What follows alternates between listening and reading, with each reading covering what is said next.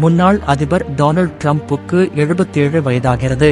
45 வயதான ஆபாச பட நடிகையின் வாக்குமூலம் அமெரிக்க அரசியலில் மீண்டும் பரபரப்பை கிளப்பிவிட்டுள்ளது.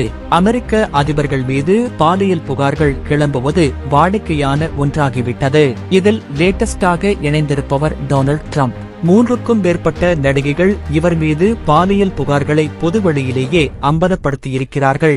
ஆரம்ப காலத்தில் டிரம்ப் ஒரு தொழிலதிபர் ஆவார். இவர் மீது ஏற்கனவே பல பெண்கள் பாலியல் புகார்கள் தெரிவித்துள்ளனர். 10க்கும் அதிகமான பெண்கள் டொனால்டு டிரம்ப் மீது பாலியல் புகார் தெரிவித்ததோடு வீடியோ ஆதாரங்களையும் வெளியிட்டிருந்தார்கள். அதாவது கடந்த 2017 வருடக்கணக்குப்படி டிரம்ப் மீது மொத்தம் 19 பெண்கள் பாலியல் புகார் அளித்திருந்தனர். இதற்கு பிறகுதான் இன்னொரு ஆபாச பட நடிகை ஸ்டோமி டேனியல்ஸ் பொதுவெளியில் பகீரை கிளப்பியிருந்தார். தான் வெளியிட்ட ஃபுல் டிஸ்குளோசர் என்ற புத்தகத்தில் அப்போதைய அதிபராக பதவி வகித்த புடன் உறவு குறித்து விளக்கமாக குறிப்பிட்டிருந்தார். அதாவது கடந்த 2006 டிரம்ப் மனைவி மெலினா குழந்தை பிறப்புக்காக சென்றிருந்த போது டிரம்ப் தன்னுடைய வீட்டுக்கு அழைத்து மிகவும் கேவலமாக நடந்து கொண்டதாக புத்தகத்தில் பதிவு செய்திருந்தார். இதற்கு பிறகு இந்த விவகாரம் தலை தூக்காமல் இருக்கவும், இது குறித்து பேசாமல் இருக்கவும் 1.30 லட்சம் அமெரிக்க டாலர்கள் நடிகைக்கு வழங்கப்பட்டதாகவும், இந்த பணம் பிரச்சார நிதியில் இருந்து சட்டவிரோதமாக வழங்கப்பட்டதாக டிரம்ப் மீது இன்னொரு வழக்கு பாய்ந்து பரபரப்பை கிளப்பியது.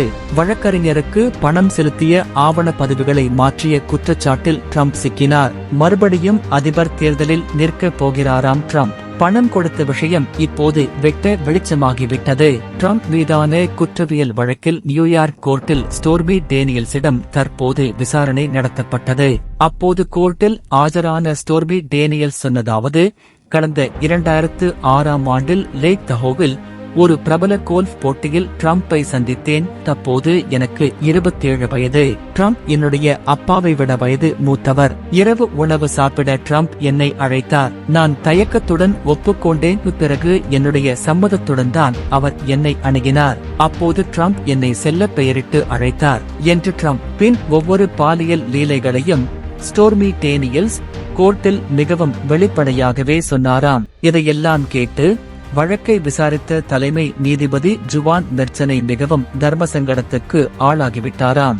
ஏற்கனவே தன்மீதான குற்றச்சாட்டுகளை எல்லாம் டிரம்ப் தொடர்ந்து மறுத்து வருவதுடன் அப்படி ஒரு சம்பவமே ஆபாசப்பட நடிகையுடன் நடக்கவில்லை என்று ஆணித்தரமாக சொல்லி வருகிறார். அத்துடன் வரப்போகும் தேர்தலில் போட்டியிட மும்முரமாகியும் வருகிறாராம். இப்படிப்பட்ட சூழலில் கோர்ட்டில் டிரம்பை பற்றி புட்டு வைத்த ஆபாச நடிகை டிரம்புக்கு மிச்சம் மீதியிருந்த மானத்தையும் கோர்ட்டிலேயே வாங்கியிருக்கிறார். இதனால் மறுபடியும் அமெரிக்க அரசியல் காம புயல் வீசத் துவங்கியிருக்கிறது.